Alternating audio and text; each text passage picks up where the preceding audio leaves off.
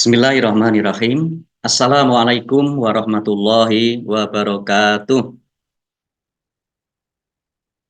Innal hamdalillah nahmaduhu wa nasta'inuhu wa nastaghfiruh wa na'udzu billahi min syururi anfusina wa min sayyiati a'malina. May yahdihillahu fala mudhillalah wa may yudlilhu fala hadiyalah. Asyhadu an la ilaha illallah wahdahu la syarikalah wa asyhadu anna Muhammadan abduhu wa rasuluh. Allahumma shalli wa sallim wa barik ala Muhammad wa ala alihi wa ashabihi ajma'in amma ba'd. Para pemirsa yang dirahmati Allah Subhanahu wa taala, alhamdulillahirabbil alamin. Kita bersyukur kehadirat Allah Subhanahu wa taala. Kita masih diberikan nikmat yang begitu banyak dari Allah Subhanahu wa taala. Nikmat sehat, nikmat iman, nikmat Islam, dan juga nikmat rezeki, harta yang diberikan oleh Allah Subhanahu wa taala kepada kita. Kita syukuri dengan harapan Allah akan menambah nikmat-nikmatnya tersebut. Para pemirsa yang dirahmati Allah Subhanahu wa taala, pada kesempatan yang berbahagia ini kami akan menyampaikan sebuah kajian dengan tema yaitu bijak menggunakan harta. Pemirsa yang dirahmati Allah Subhanahu wa taala, harta adalah salah satu hal yang disenangi oleh manusia. Semua orang pasti senang dengan harta. Hanya yang perlu kita perhatikan adalah jangan sampai harta itu atau kekayaan itu melenakan kita, membuat kita ini menjadi lupa kepada Allah Subhanahu wa taala, lupa beribadah. Karena harta itu disebutkan di dalam Al-Qur'an adalah termasuk salah satu fitnah, ujian, cobaan dari Allah Subhanahu wa taala. Di dalam Al-Qur'an surat At-Taghabun ayat 15, Allah Subhanahu wa taala berfirman, A'udzubillahi minasyaitonirrajim, innama amwalukum wa auladukum fitnah wallahu indahu ajrun adim. Sesungguhnya hartamu dan anak-anakmu hanyalah cobaan bagimu, dan di sisi Allah pahala yang besar. Di dalam Al-Quran surat yang lain Allah juga mengingatkan kepada kita di dalam Al-Quran surat Ali Imran ayat 14 yang artinya kurang lebih dijadikan indah pada pandangan manusia kecintaan kepada apa-apa yang diingini, yaitu wanita-wanita, anak-anak, harta yang banyak dari jenis emas, perak, kuda pilihan, binatang-binatang ternak, dan sawah ladang. Itulah kesenangan hidup di dunia, dan di sisi Allah tempat kembali yang baik. Jadi menjadi sunatullah bahwa manusia itu cinta kepada harta. Tetapi yang perlu diperhatikan adalah tadi, jangan kita sampai harta itu melupakan kita untuk beribadah kepada Allah Subhanahu wa taala. Rasulullah juga berpesan kepada kita, mengingatkan kepada manusia, kepada umatnya di dalam hadisnya, yaitu Rasulullah Shallallahu alaihi wasallam bersabda, Ka'ab bin Iyad berkata, aku mendengar Rasulullah bersabda, sesungguhnya bagi setiap umat ada fitnahnya atau ada ujiannya, dan fitnah bagi umatku adalah masalah harta. Hadis riwayat Ahmad dan Tirmidzi serta Ibnu Hibban. Jadi dari hadis ini jelas sekali bahwa umat Nabi Muhammad itu salah satu ujian fitnah yang paling besar itu adalah masalah harta. Nah, oleh karenanya maka kita harus bijak di dalam menggunakan harta. Apakah kita tidak boleh kaya? Apakah kita tidak boleh memiliki harta? Boleh. Justru Allah tidak menginginkan, Rasulullah SAW tidak menginginkan umat Muhammad, umat Islam ini lemah. Rasulullah tidak menginginkan umat ini menjadi miskin, karena kemiskinan itu akan mendekatkan kepada kekafiran. Tetapi yang perlu kita perhatikan adalah, mari kita lihat sebagaimana nasihat dari Rasulullah Shallallahu Alaihi Wasallam yang pernah menasihati Hakim bin Hizam. Wahai Hakim, maksudnya Hakim bin Hizam, sesungguhnya harta itu hijau dan manis. Barang siapa mencarinya untuk kedermawanan dirinya, artinya tidak tamak dan tidak meminta-minta, maka harta itu akan memberkahinya. Namun, barang siapa yang mencarinya untuk keserakahan, maka harta itu tidak akan memberkahinya. Seperti orang yang makan namun tidak pernah kenyang. Tangan yang di atas lebih baik daripada tangan yang di bawah. Hadis riwayat Bukhari dan Muslim. Oleh karenanya sekali lagi, para pemirsa yang dirahmati Allah Subhanahu wa taala, harta atau kekayaan itu seharusnya dimiliki oleh umat Islam, karena banyak ibadah yang memerlukan harta. Oleh karenanya harus memiliki harta. Tetapi yang perlu diperhatikan adalah beberapa nasihat berikut. Kekayaan yang sejati itu bukan diukur dari banyaknya harta yang kita miliki, melainkan diukur dari hati kita yang merasa cukup. Inilah yang disebut dengan qanaah. Qanaah itu adalah kita merasa cukup dengan apa yang ada, yang diberikan oleh Allah Subhanahu wa taala. Dan kekayaan terbesar itu adalah sebenarnya hakikatnya bukan kekayaan harta, tetapi kekayaan hati atau kekayaan jiwa. Dan kebahagiaan itu tidak diukur dari berapa banyak harta yang kita miliki, tetapi diukur dari seberapa bersyukurnya kita dengan apa yang kita miliki. Kalau hati kita mau mensyukuri, bisa mensyukuri, maka hati kita akan menjadi tentram. Kalau hati kita tentram, maka itulah kebahagiaan yang sebenarnya. Jika harta, kekayaan, dan ketinggian status sosial, jabatan, dan sebagainya itu adalah tolak ukur kebahagiaan dan kesuksesan, maka coba periksa kembali diri kita masing-masing. Mungkin panutan kita bukan Rasulullah Shallallahu Alaihi Wasallam, tetapi Fir'aun dan Korun.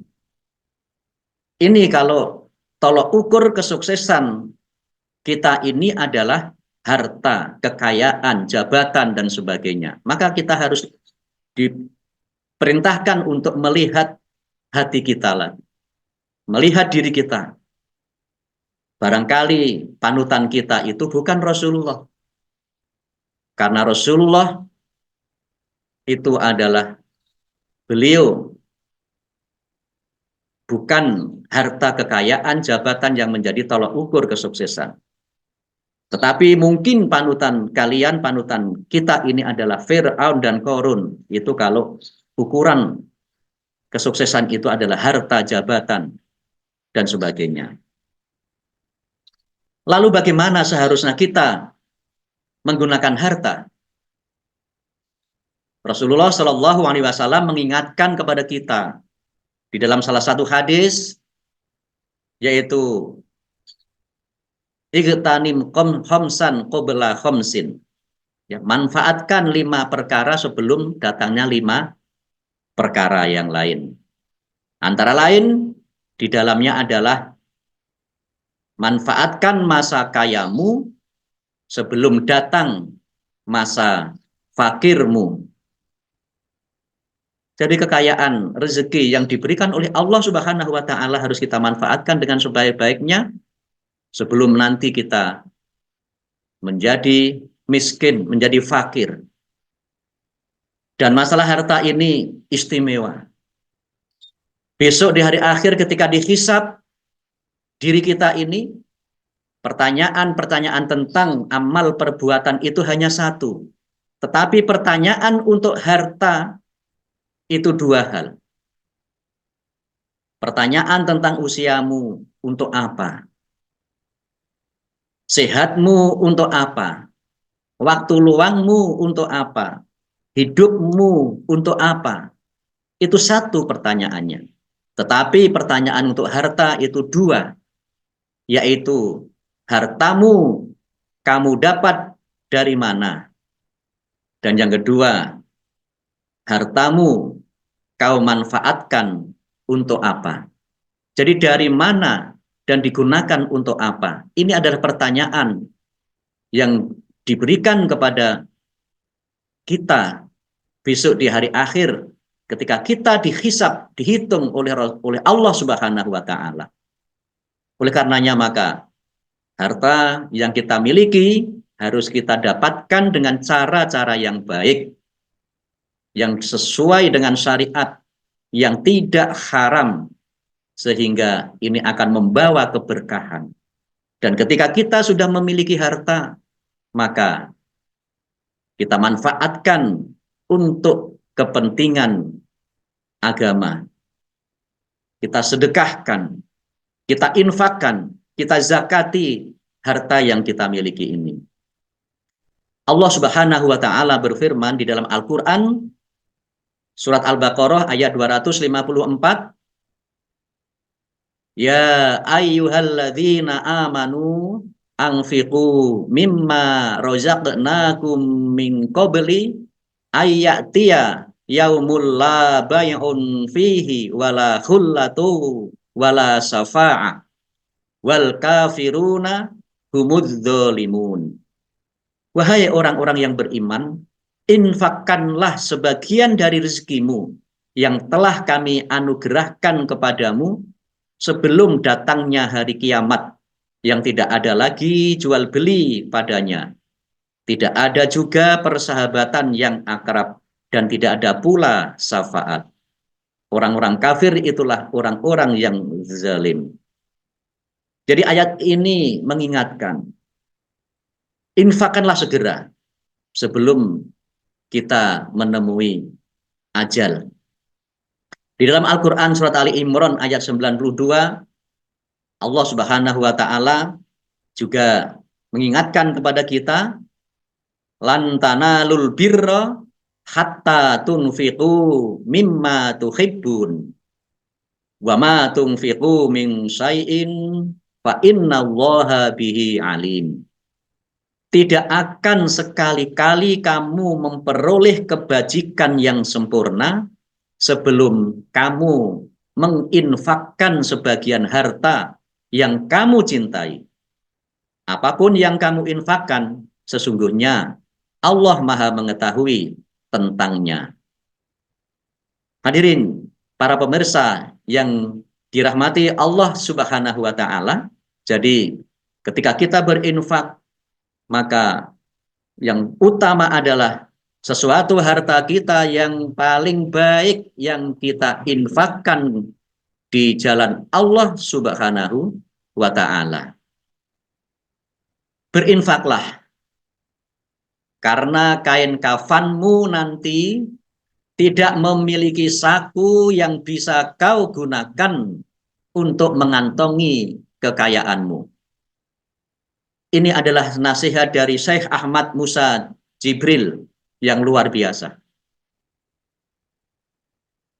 Harta kita tidak kita bawa mati. Maka oleh karenanya maka segera kita infakkan. Kekayaan adalah apa yang kita infakkan di jalan Allah, bukan apa yang tersimpan di rumah atau tersimpan di bank. Dan hakikat kekayaan yang harta kita yang sebenarnya itu adalah yang kita infakkan. Karena yang kita infakkan tidak habis. Tetapi yang kita makan, harta yang tidak kita infakkan itu yang akan habis karena keperluan, karena dimakan, bahkan mungkin karena hilang, dan sebagainya. Pemirsa yang dirahmati Allah Subhanahu wa Ta'ala, apabila kalian memiliki banyak harta, maka kalian akan sibuk untuk menjaga harta. Padahal nanti di akhirat itu, harta itu yang akan menjaga kita. Harta itu besok, harta yang kita infakkan itu, besok di hari kiamat, dia akan berkata kepada kita, aku dulunya sedikit, ketika di dunia ini sedikit. Tetapi lantaran engkau infakkan aku, maka aku menjadi banyak. Kenapa? Karena orang yang berinfak itu pahalanya dilipat gandakan oleh Allah Subhanahu wa Ta'ala. Dikalikan 10 kali, 700 kali, bahkan dikalikan lagi sampai yang tidak terbatas. Sehingga ini disebut bahwa aku dulu sedikit, tetapi lantaran engkau infakkan aku, maka aku menjadi banyak. Harta juga berkata, engkau dulu menjagaku ketika di dunia, tetapi sekarang di akhirat, aku yang akan menjagamu. Aku yang akan menolongmu. Ini yang disampaikan oleh harta kepada kita. Ketika kita yang memiliki harta ini menginfakkan harta kita di jalan Allah Subhanahu wa Ta'ala. Pemirsa yang dirahmati Allah Subhanahu wa Ta'ala, oleh karenanya maka mari kita gunakan harta kita ambil, kita mencari harta sebanyak-banyaknya tidak masalah, tetapi sepanjang tidak menghalalkan segala cara. Kita cari dengan cara halal, dan selanjutnya ada hak dari sebagian harta yang kita miliki ini untuk orang lain, untuk fakir miskin. Kita zakati, kita infakkan, kita sedekahkan. Kita ambil seperlunya, dan selebihnya kita sedekahkan. Dan inilah harta yang sesungguhnya yang kita miliki, yang kekal abadi, yang akan menolong kita besok di hari kiamat. Demikian yang bisa kami sampaikan, mudah-mudahan bermanfaat dan menjadi tazkirah, peringatan kepada kita semuanya, agar kita tidak menjadi orang yang tamak, yang rakus terhadap harta. Tetapi kita juga selalu berusaha bekerja untuk mencari rezeki, untuk mencari harta.